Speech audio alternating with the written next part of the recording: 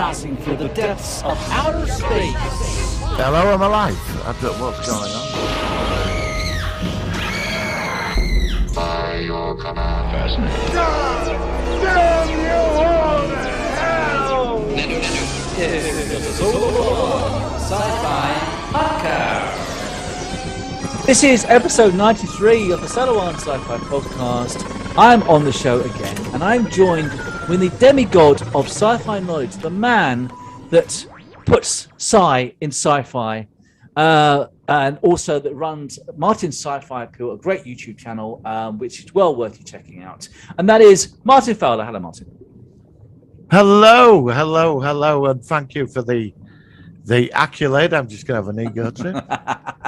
You can feel the sort of, it's like you're simulating the energy, I'm feeling the fucking cringiness right now. That's what I'm feeling. Having a smug mode. At least I'm doing the sound mode.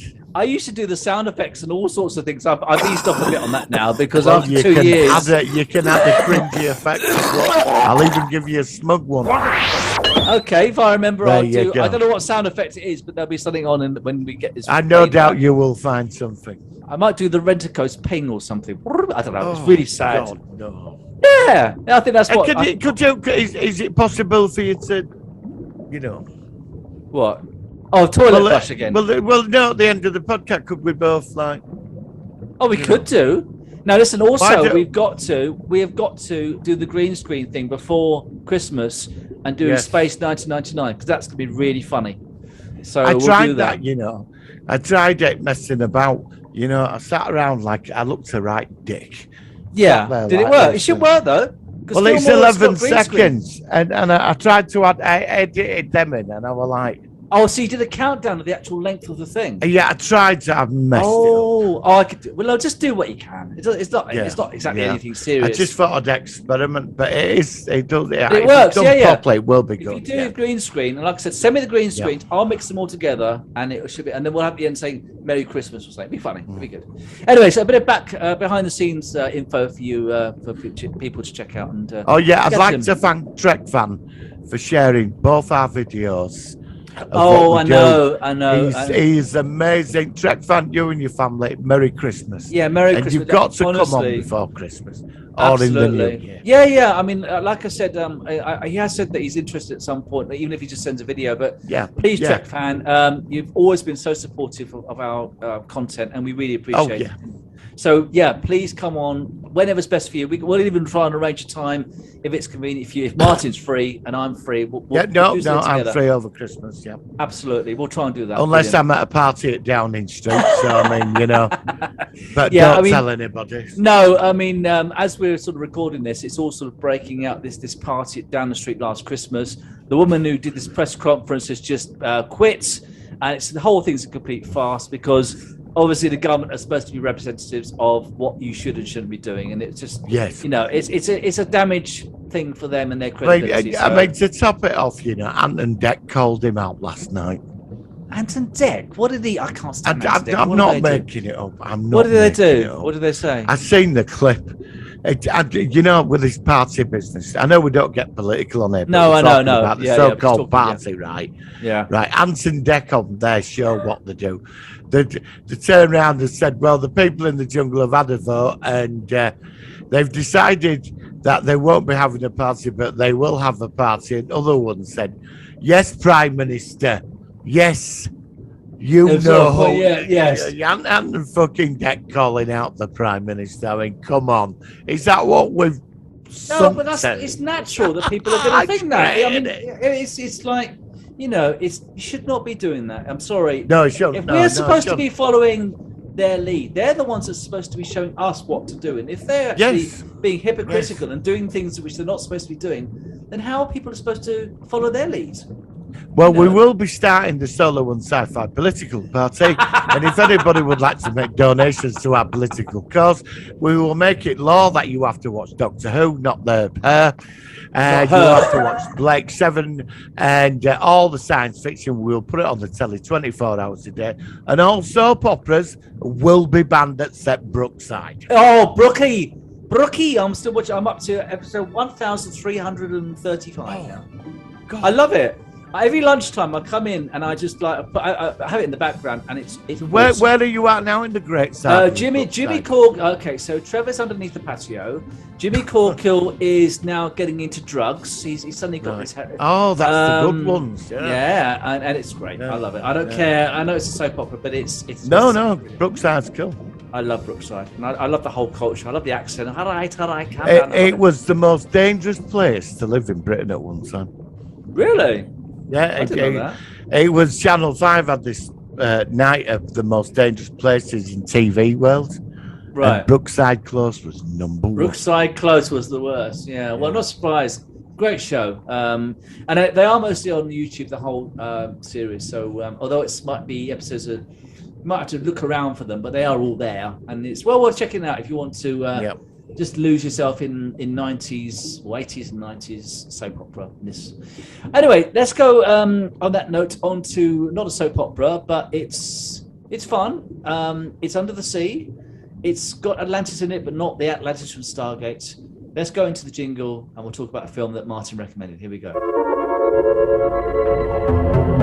It's the Solar Sci-Fi focus of the week.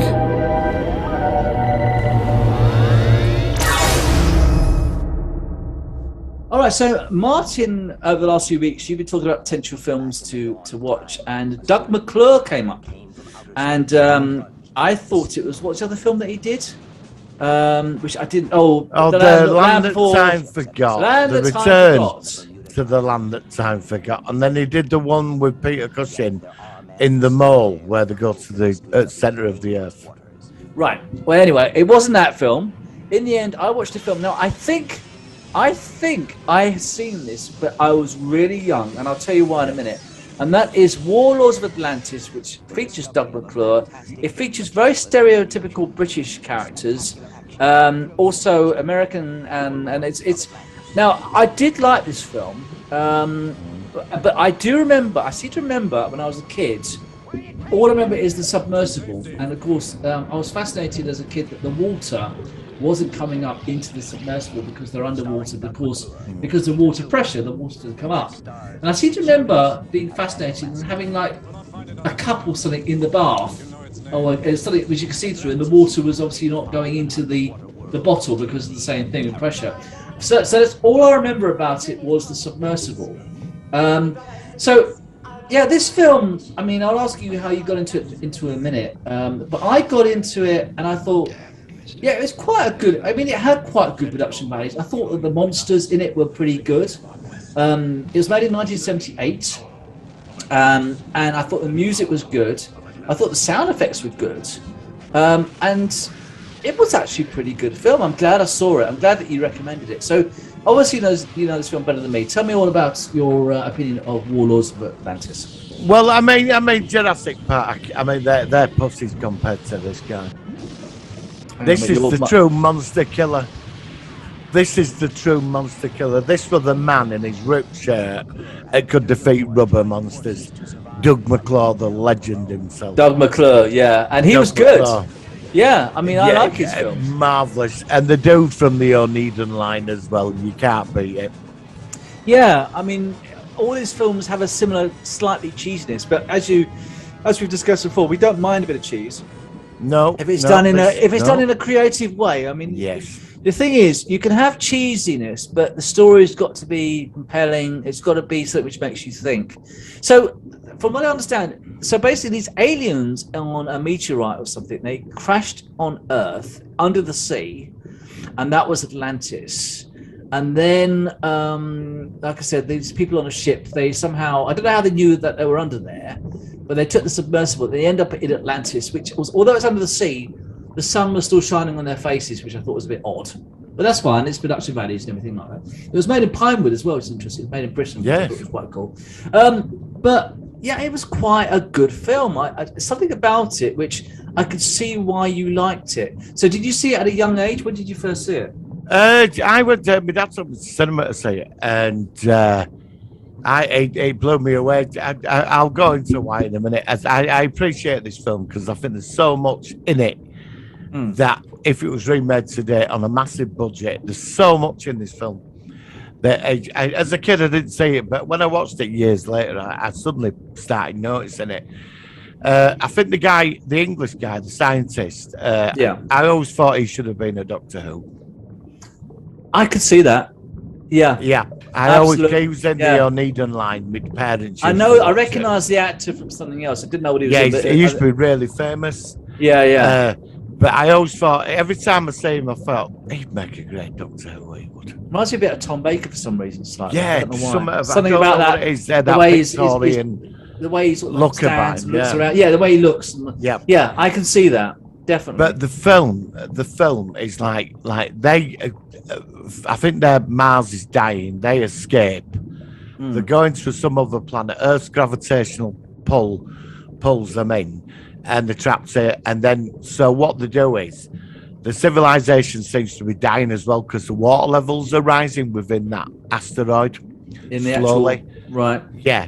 But they're all like, there's these like highly evolved Martians, and they're pushing humanity like through weird psychic means to create the nuclear atomic energy so they can head off back into space. But there's been problems like these mutations and all that, and monsters running about. Because they had monsters, but they were Earth monsters. They were Earth dinosaurs and creatures from the Cretaceous period. But they also had these slaves as well. Were the slaves human, or were they also the Guardians? You mean them with them cool helmets on? Well, the helmets remind me a bit of H.R. Geiger's kind of designs, for Xenomorphs. Yeah. I saw that, and I thought to myself, it does have influence. And I wonder whether part of that was influenced with Geiger when he made the Xenomorphs designs. No. But that was you've made a good point there. Yeah, I saw that. Thought about that. Yeah, there was a definite I never thought about. I always thought they were cool. Yeah, I thought they were very cool. Very unique, and you couldn't really see their eyes and faces. But I like that a lot. That was a good design. I like the story. When they put that helmet on his head to drain his intelligence, and then because they were trying to work out ways of getting. I know they were learning about what humanity is doing and what they could potentially be, and use that technology to get off. And I liked it. I thought that was solid. There's so much in this film. I mean, the story is them getting out and escaping, but even the ending of this movie, when nobody won because even though they got away, they were still down there doing what they were doing. So it was like, that's what I loved about this film. I love the scene when they try getting the diving bell out and there's that Atlantean dude firing up the water, exploding the water. Yeah, it's all coming up. Yeah, it was good. This is a great film. Yeah. There's so much in it. I mean, even the name, the Warlords of Atlantis. Yeah. And when I was a kid, I was like, and the poster for this was great. I really wanted to see. This, for me, is the best Doug McClure movie. For me. Yeah, I'm going to watch some of his others, but I mean, it just stood up for me. From somebody watching it in 2021, I could definitely see. I wish I'd remembered it more when I saw it when it was younger, because it is definitely a film. I'm really glad you told me about it and we've checked it out because it was solid. It had good value, good story, good production values. I don't think it was too tacky or cheesy. I mean, it had a bit of it, but I think on the whole it held up pretty well. I have got no complaints about it. He's such a man though, isn't he? Because she's in love with him, but he goes back and leaves her. Yeah, I thought she would. I thought, why couldn't she go with them? Why did she stay? I think because when they live down there, they do something to the neck. Didn't you remember that thing on the neck? Oh, I must. It converts the atmosphere so they can live down there. They can't live up in normal air. Okay. Yeah, they can't go back, but they haven't been operated on yet. That's how they go back. Right. But it's just a great film. This like how they're manipulating humanity in the background as well. Yeah, they just love all that. Yeah. Although they looked obviously human, they weren't human. They were obviously alien. But they are dying themselves. Because there were 7 cities of Atlantis, weren't there? Oh, there's only so it's like 3 left. Because the water was rising and the monsters and the dinosaurs, they couldn't control them. So they were. That's what I liked about it, because they weren't evil or bad. it were about their survival, and that's what I found fascinating. You got the standard story with greedy crew and all that. That was just all added in, you know. But the main story is that this race have got to get off Earth, or they're gonna, if they stay here any longer, they're gonna get destroyed. Yeah. And the manipulating in the background. Loved the film. Great. Yeah. Love remake of this, definitely. Yeah, it's funny how certain films don't get remade. This should definitely have been remade by now. I mean, if it was made in '78, it's a long time ago now. It's definitely worth. I mean, it's heading towards what 45 years, whatever it is. That's a long time. And it's funny how, you know, Hollywood should look at some of these films. It could be really big, and it could be really. We imagine all the CGI creatures and the submersible. They redesign it, and Atlantis. Maybe they have some weird shield to explain why. Yeah, you know, they could do it in a really cool way. Film. Yeah, very intelligent. The story is second to none, and it's unique. This film and a lot of people probably haven't even heard of it. You know, I know. I have a very vague memory of it with the submersible, but that's the only thing I retained. It's not well-known film. It's definitely not a well-known film. I mean, it's one of those films that you tell me about and then you recommend it, and normally it's good. Like you got me into The Hidden and all sorts of things like that. So yeah, it was definitely a solid film. I suppose they could have had a sequel to it. I don't. How well did it do in cinema? I don't know. I don't know. This came out at the same time as Superman. Oh, did it? Okay, I think so. Yeah, because Superman was huge though, so it probably on the day we were gonna go see Superman, we couldn't get into it. So remember we used to queue to get in. Yeah, that's right. Yeah. So we went to see this instead, and I was just as satisfied to seeing this than even Superman. You know. Well, Superman was huge when it came out, so that's probably what happened. Couldn't get into the cinema. Yeah, that's what happened.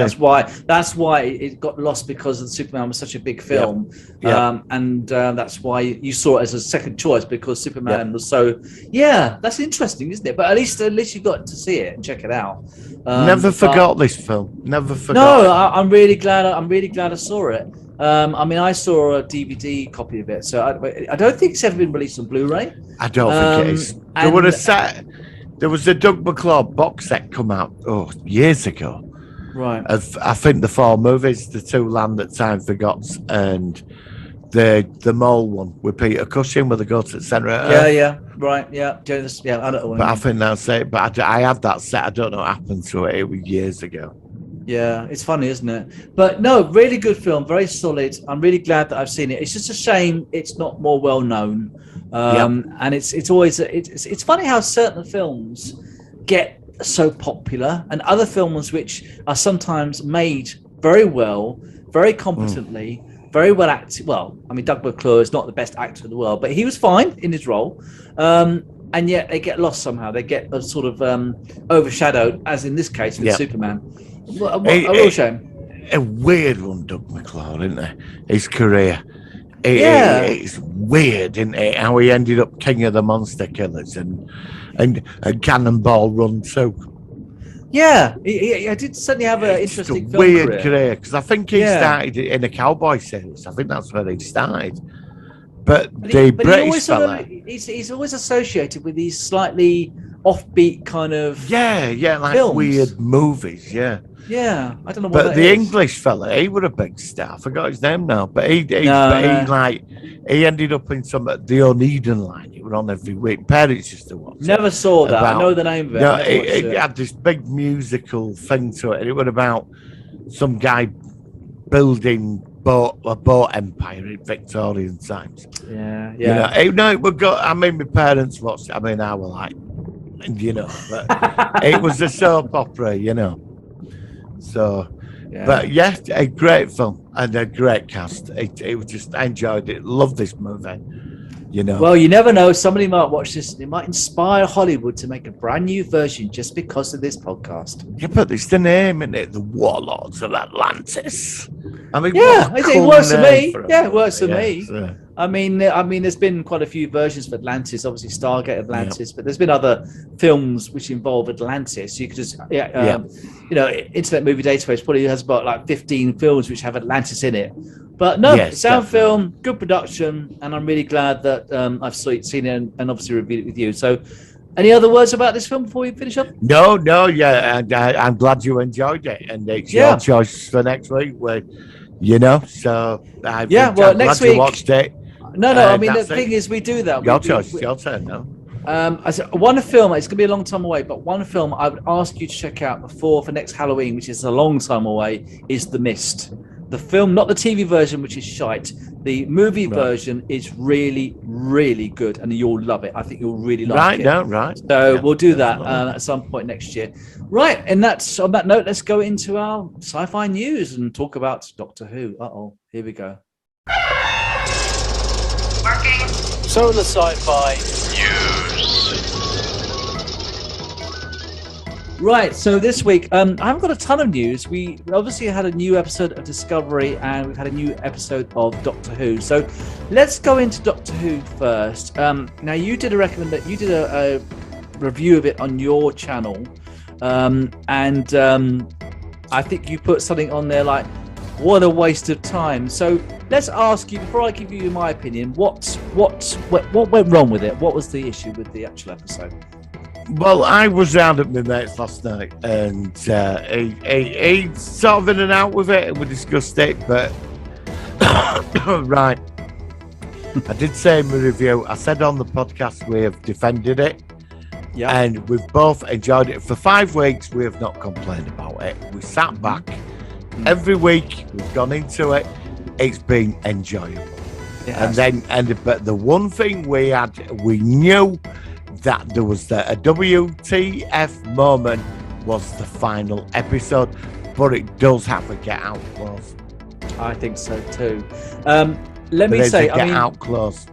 Well, okay. I personally think that it's not really the end. I mean, they made another 3 specials, and so the whole thing is that basically we all thought that this episode was going to be the resolution of the Flux, and there were some elements which were resolved. But it was, I made the analogy, it was like basically eating a toffee with the wrapper on. It was kind of like you got it, you're trying to eat it, but it's nothing from it. It was kind of like, well, what happened? And it sort of fizzled out.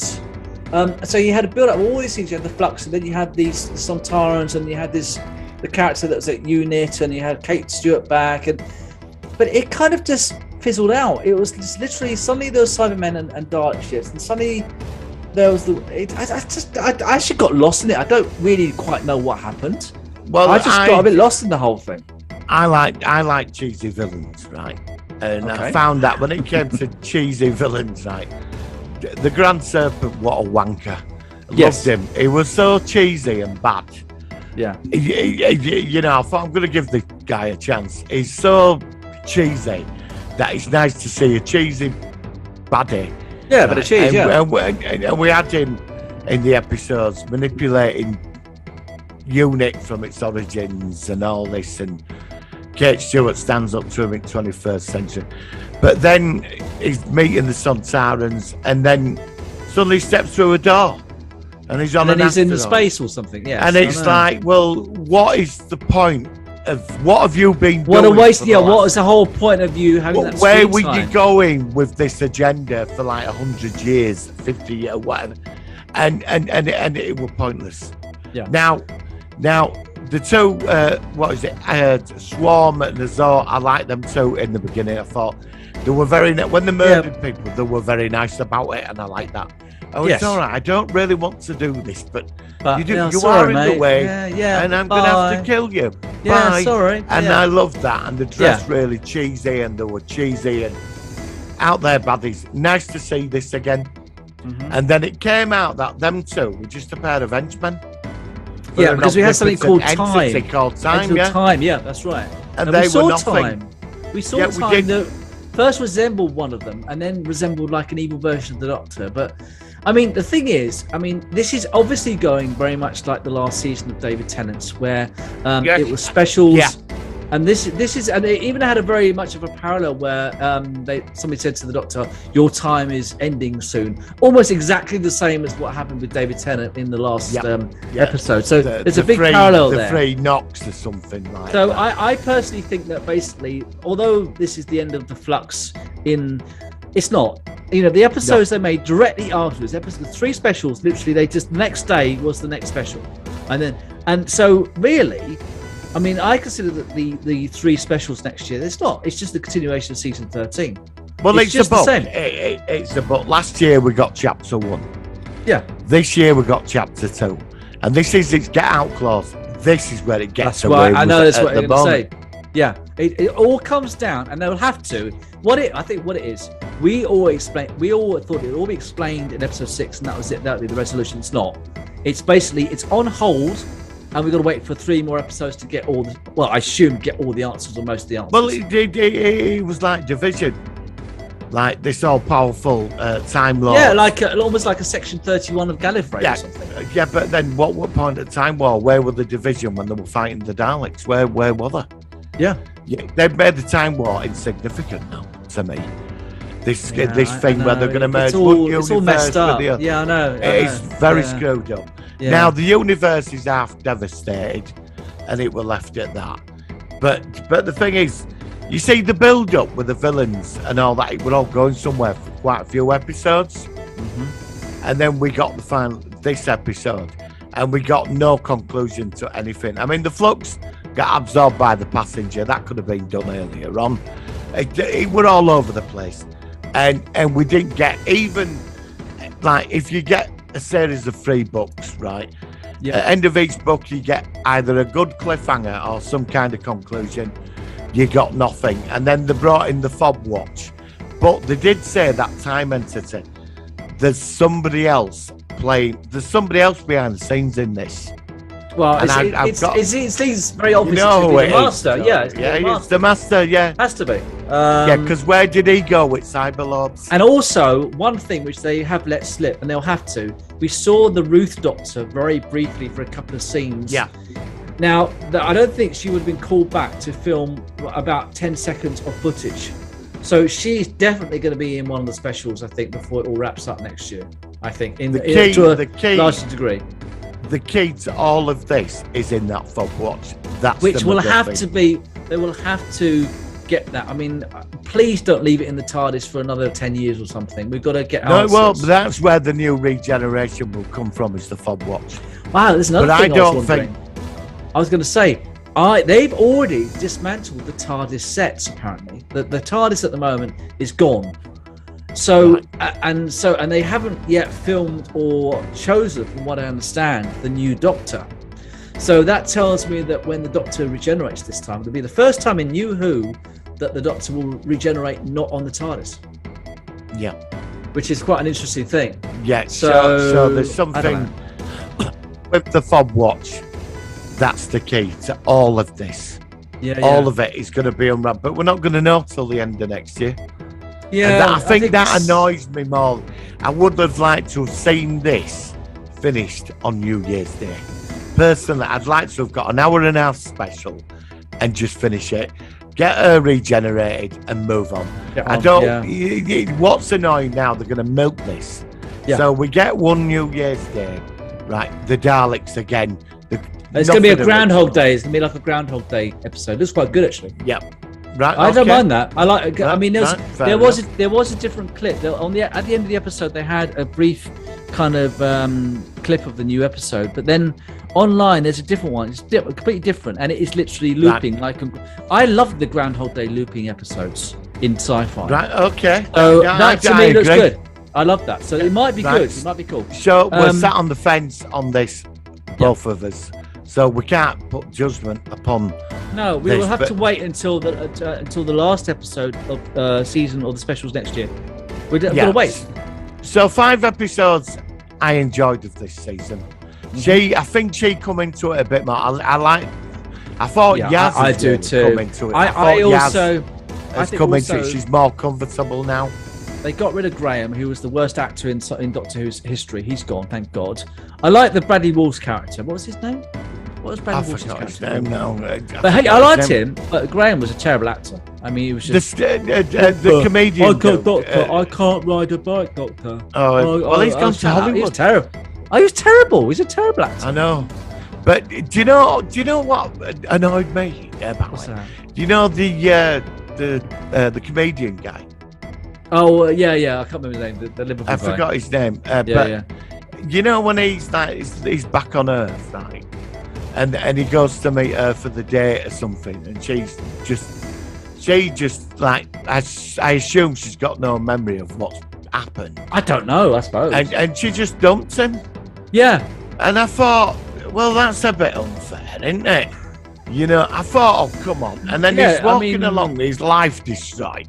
And she's there going, come on, come in the TARDIS, come on, we'll go in, come on, you know. Yeah, So- I kind of like that though. I like. Is it Yeah, John? yeah. The character? I think he's a good Yeah, character. But I thought Jodie Whittaker was a lot better this season. I like the interrogation. Because Yeah, Serpent Master, the Grand Serpent, cheesy as anything. When she said to him, well, you're an ex-dictator, and then it's so, I mean, she just totally screwed him over. And I like, Absolutely. there is things in this, but what did it for me, the one crowning glory of this episode was the Sontarans.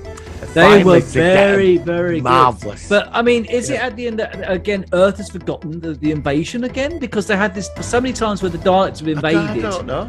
Do they not know that the Sontarans occupied Earth? And, I don't, or is it, maybe because the timeline You know what went I mean? out of flux, and so maybe it's like, been erased or something? that's why when he went to meet her for that date and he didn't, she might have no memory of what's happened.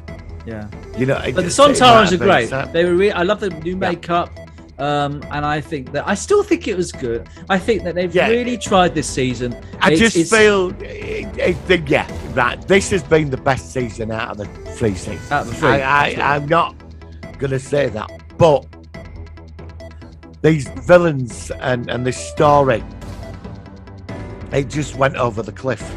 Do you know And what it killed was? for me. I think also they probably would have originally done like 10 episodes. They've had to rush it, condense it because of the Probably, COVID. So it might not be all Chibnall's fault. It might, if it could have been the pacing slightly slowed down, a bit more exploration of these different sections, these different characters, it might not have all been his fault. I mean, they managed to get a shorter season at least. We've had that. I'm happy with it. Like I said, I think that basically we can't, as we already said, we can't have a proper opinion until this time next year once we've seen Jodie Whittaker's tenure as the Doctor finished, and then we'll do another review or something. We'll have a proper discussion about the whole season, so or the whole that era of the Doctor, which has certainly been a different one. So that's Doctor Who. So again, another show which of course we've seen is Star Trek Discovery Episode 3. Now I'll go into this one.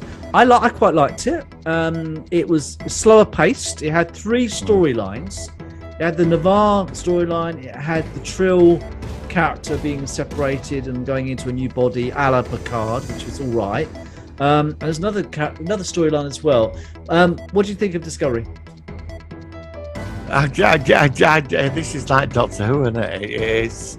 Yeah, I enjoyed it. I thought it was all right. I thought the old Trill thing were a bit monotonous, but I mean, Yeah, you know, you get it was all right. touchy-feely. The thing is, you get touchy-feely, don't you? So you need it in there, I suppose. Yeah, But it's all only right. part of the story as well. If it had been the whole Yeah. story, just that. But because it was only part of it, I'd let them get away with that, personally. I have to say, I was blown away by the effects in it. Well, I like the new starship. We actually saw a different starship this week. We got to see one of those. We didn't see one shot of the Discovery or the bridge or anything, but it was. Or we saw a new. It's almost like a stroke. It's like a mix between Quark's Bar and 10 Forwards, and it's a new sort of. And we saw a Ferengi in there, a Ferengi bartender with the terrible new makeup, which is awful, because some people were saying that Ferengi we saw. Oh, it might have just been because it was mixed race. It's not. They've redesigned the Ferengi. And why? Why do they keep redesigning these classic? Why? I hate that. People. It really do it on pisses me purpose. off. I don't like it. I'm sorry. They don't do that on Star You know, Wars. I have a prediction to make. I have a prediction. Go for The it. president of the Federation is going to be a villain. She's going to be the president's version of Kai Wynn. Yeah. She is so Kai Wynn. You could just see that she's going to have her own agenda. She's going to be Kai Wynn, and But the Admiral's going to be more like Bennett Baral or something. the It's gonna be like Admiral, he will become the. He will. Be, I like he him. Will I do. he's I like. good. He's going to I like become that. the president. It's going to always be It like will- a civil I war or think- something. he's going to become. There's going to be a standoff somewhere. I think it's going to be a civil this. war. I think there's going to Yep. be a civil war in the Federation. It's going to be, And he'll become the president. yeah. I'm telling you now. I bet that's where I think this is going, because when that her from Navarre had killed that Starfleet officer, and they were the same people that were in Picard, weren't they? That order. Yeah, the order. Yeah, I can't remember the name, but Yeah, it's the same. Same order. And when she killed it, she said to him, she said, "Well, what about justice for his family?" And she said, "Oh, it's much bigger than that, you know." And I thought, here we go. This is and this is where I'm going to find it. I like your analogy. That is, we've got a Kai Wynn on the loose. She's a Kai Wynn. I think it's Very. You could just see she's a Kai Wynn. definitely. I saw it last week. I thought, oh, I know where they're going. It's going to be Kai Wynn. They said it's not a Joran. It's going to be a Federation order. Yeah, it's going to be a Kai Wynn. Exactly the same principle. What did you think to that new alien race? Do you think? I think we're going to come back and they're going to be bloody awful. I think awful in bad. Not Well, in, they come like the Vardwar in Voyager. Vardwar. I thought that on Voyager. I thought exactly I'm the same thinking thing. that, yeah. I thought it's a parallel between They've the Vardwar and unleashed the Voyager. new monster in the universe, definitely. yeah. They're going to come back. And I have to say, it's all shaping up quite well for Discovery. Yeah. Next week, I've seen. Go on. She seems very. I'm going to say this. I know we've had to go at Burnham before, but I actually quite like her now. She seems, since they made her captain, she seems very comfortable. Very, very good. And I'm quite liking her. I love her relationship with Saru because I like Saru. I love it. Very, very Tuvok and Janeway. Very Tuvok Janeway. I think it's all shaping. I mean, they said that we won't know for sure if they're going to get a fifth season until they've shown episode 6. Apparently, in previous years, apparently, when they've shown the 6th episode, that's when they confirm they will make a season. Right. I think they will there make will at least be one more season. Will be, And I'm on board now. I think they've really sorted out what they've finally got their heads around it. I'm really getting used to this new era in Starfleet in the future. Bring it on. It's because like they're free now. And maybe this is where it'll all turn around. Let's hope. I think Discovery, in the end, it's still at the back of my likes for the favorite Star Trek series. Yeah. But it's gone up a lot. One thing, if you could just make the alien makeup fit in with canon. I know it sounds so not important, but to me, just get the makeup right. Make a Ferengi look like a Ferengi. Make a Klingon look like a Klingon. I know it sounds daft, but they should just do that, and that's what I don't like about the series. Do you think the anomaly, the primordial wormhole, or the dark matter anomaly, DMA, as Stamets called it, do you think that there is a malevolent force behind it, or do you just think it's something that's just appeared? It's just, I don't know, it's something in the universe that needs setting right. Do you think? I'm hoping, for me, I'd like to see some malevolent force controlling it. Well, it shows some intelligence because it moved direction. Yep. Which tells me that there is not a naturally occurring phenomenon. It does tell me that there's something behind it. Yep. Personally, I think it's connected. It could be connected to them aliens they found. Yeah, but that's what I'm wondering. The Vardwar. Yeah. Obviously, the Vardwar. Let's call them the Vardwar. Let's call them the Vardwar 2. Yeah. Vardwar 2. Vardwar 2. Yeah. I think there might. It's funny how they've suddenly come along just when this anomaly is becoming more prevalent in the. So I think there could be more to it. I don't know. It's interesting. But yeah, so far we've had predictions. And Doctor Who. What predictions? Where do you think? Where do you think? So predictions. I think there's going to be a Starfleet Civil War. Yep. I think that the Vardwar 2s are going to be somehow behind it, using this anomaly for their own ends. That's what I think. There's some connection, and her as the president is a Kai Wynn. Yeah, she's a Kai Wynn, and I suppose that the Admiral's a bit more like Vedic Baral or something. I don't know. Yeah, and I predict that the Admiral, I mean, we could be wrong, but I think the Admiral will become the president of the Federation. I'd like to see that, or they'll kill him off, which will be like a shock or something like that. I don't know, but let's just see. I mean, like I said, they've obviously now, give them their credit. They really have tried to listen to the fans and try to get it more like Star Trek. And it's been a very, very, very slow process. I think they messed up the card quite badly. But then, and people say, well, look, the first seasons of most Star Trek series are not right. It just doesn't click. Well, that's true. That's true. And that's a big yes to just about all the Star Treks. So they're in the 4th season now. They've obviously been doing this for quite a few years now. Since 2017? It's quite a long time they've been doing it. Yeah. So I'm cautiously optimistic that we're going somewhere which I want to be involved in watching and enjoying. Yeah. So yeah, absolutely. Now you've also seen how many episodes of the new Lost in Space have you seen? They only released 8 You've just finished it. Yeah, have you seen it? You said, I think you said before. I finished it on when did they release it? I caught it Monday. I finished it Tuesday. I've seen the first 2, but I'll say so far very good, very high production standards. And what we were discussing is that when we come back in January, I think it's going to be our first show. When we come back, will be the Lost in Space, the entire show. No spoilers, but it does come to a very satisfying conclusion for me. I found. Okay, so. I'm looking forward to it. What else have we? There's not been a lot of other news. Expanse, that's on its way now. Is that the 10th of December it comes out? Oh God, is that this week? Is that this week, or am I wrong about that? I might be wrong. Maybe I just remember somebody saying something about the 10th of December. Maybe that's my imagination. Well, on 31st of December, Cobra Kai season 4's coming. Yeah, well, I've not seen Cobra Kai, but I do recommend Cobra Kai. Yeah, right. I mean, also watching Foundation as well. Yeah. Oh, you got to see the rest of that. Yep. That's another series. There's been a bit more of a release of what's his name, Boba Fett. That's coming along soon. That's only 3 weeks to go until that comes out. That's the one I'm really looking forward to. Oh yeah, that's the big daddy in it now. Well, I think after last year, The Mandalorian, I think that's going to be the big one for me this year. And then, like I said, I mean, we've got so many shows we're watching now. All those months with nothing.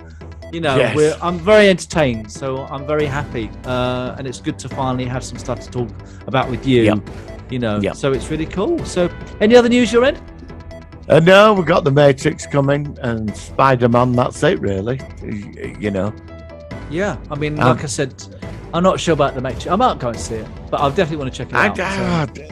I don't know. I'm not really. I'm curious, but I'm not that bothered. Yeah, I can see. To me, Matrix was done 20 years ago. It was done 20 years ago. Unless they're going to put something new in it, I don't know. I'm sat on the fence. Yeah, let's just see it, and obviously, it might be worth a show focusing on that once we've both seen it. All right, so I think we'll wrap things up. Next week, we're going to be back with Critters, the first Critters film, which is quite a fun, silly sci-fi film. But I'd like to do that with you if you don't mind. Yeah, no, perfect. And then we have just got one more special, which is Alvida St. Pet, which will release over Christmas. Yes. And the other thing we're going to be doing is a Space 1999 rip-off intro, aren't we, for a Christmas Wishes? Yes. Which is going to be fun. But that should be good. So we'll look forward to doing all that. So Martin, thank you very much. We're going to leave with, I came across this song called Warlords of Atlantis.